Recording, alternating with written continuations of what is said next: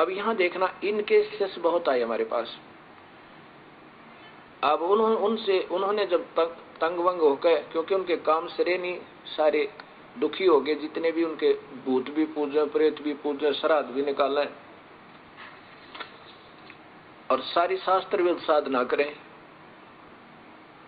तो मैंने पूछा भी तुम गुरुदेव आपके कौन है, कि उन कौन नहीं जानता उन गुरुदेव को, सारे वर्ल्ड में बोलबाला उनका, विदेशों में भी करोड़ों की संख्या में उनके अनुयायी है।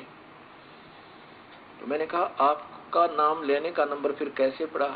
कहते हैं गुरुदेव ने नाम नहीं दिया हमारे को तो क्रिया समझाई थी। हम गए थे आश्रम में इनका, यहाँ पर महरौली के अंदर दिल्ली में आश्रम है, बहुत लंबे चौड़े अक्षेत्र में बना हुआ है। वहां गए थे तो वहां साधु संत छोड़ रखे महाराज जी ने, उन्होंने हमारे को क्रिया समझाई थी। ऐसे ये 4 क्रिया दी थी। गुरुजी को से आप मिले हो या उन्होंने आपको डायरेक्ट ऐसी क्रिया करवाई है कि नहीं? फिर आपके गुरुजी कौन हुए?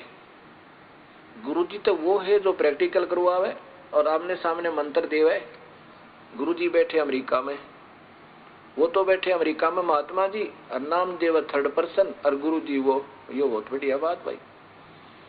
फेरे हुए किसी तक और पति कोई और, ये कभी आज तक सुना है किसी ने?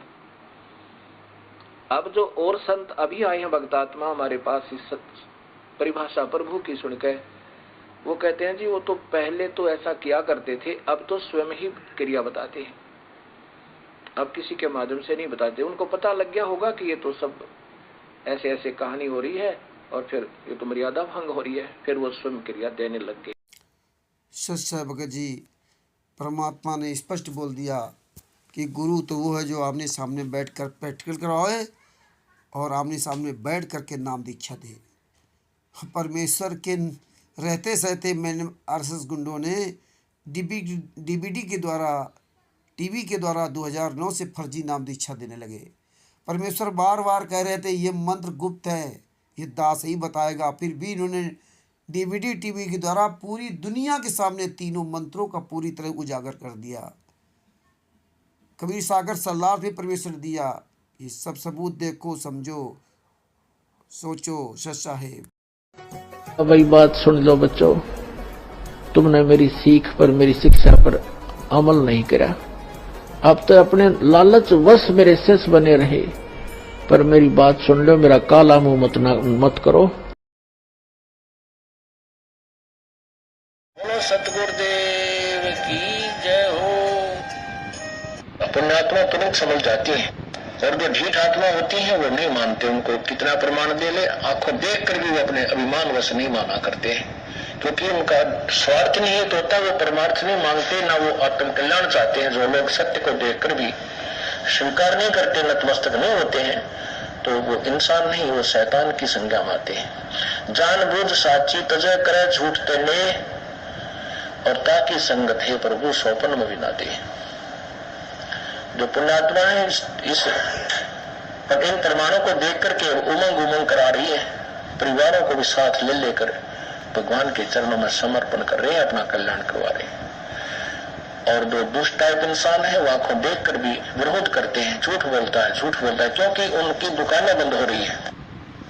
उनकी दुकानें बंद हो रही है, उन्होंने दुनिया को भ्रमित करने का ठेका दे रखा है।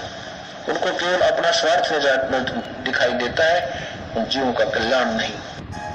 बोलो सतगुरुदेव की जय हो। ने इस दास के अतिरिक्त किसी के भी द्वारा दिए गए भक्ति विधि को स्वीकार नहीं करना है, ये फाइनल समझ लेना, यदि आपने इस मार्ग में सफल होना है। क्योंकि इस ज्ञान को थोड़ा बहुत सुनकर अटपट करने वाले करा कितने भटका मर गए, कहते चातुर प्राणी चोर हैं, ये मूड मुगदे ठोठ, और संतों के निकाम के उनके दो गलजोट है। बीजक की बाता कहे बीजक नाई हाथ, ये पृथ्वी डोबन उतरे कह मीठी बात। अपने गुरुदेव के द्वारा ही दिए गए भक्ति मार्ग पर चलना है। कोई कुछ भी बताए, आपका साथी भी आपको कोई कहता है कि ऐसे भक्ति करनी चाहिए, तो भी व्यर्थ है।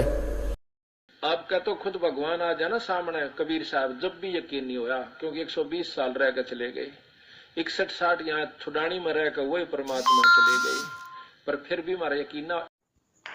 या तो सत्संग से आप अपने उस पासपोर्ट को यानी अपने ज्ञान और साधना को सत्संग से तुलना कर सकते हो। सत्संग से उसको कंपेयर किया जा सकता है कि मेरा ज्ञान ठीक है, मेरी भक्ति ठीक है या नहीं है। अन्यथा फिर आपको उस समय पता चलेगा जब आप धर्मराज के दरबार में खड़े होगे। अपना आत्मा तुम गड़बड़ ना कर दियो, कदे भक्ता न बुला के जबान लग जाओ, कदे मेरे वाले इस काम में फिर फेल कर दो तुम नहीं। अपनी भक्ति करो, सब न राम नाम पर ला दो। सच्चाई भगत जी, टीबी द्वारा सार नाम लेने वालों की दुर्दशा हो गई। ये सुन लो, उनके सारे कर्म फूट गए। यही आपने गलती सतलोक में की थी, दूसरे को देख करके चले थे। यही आपने 600 साल 64 लाख लोगों को देख के चले थे। उनको सुख मिल रहे थे तो सोचते थे अच्छा है। यही दशा आज हो रही है। सब आप लोग कहीं के नहीं रहे। ये मैंने RSS गुंडों ने आपके अच्छी तरह से कान फोड़ दिए। सच साहेब, जय हो बंदी छोड़ के।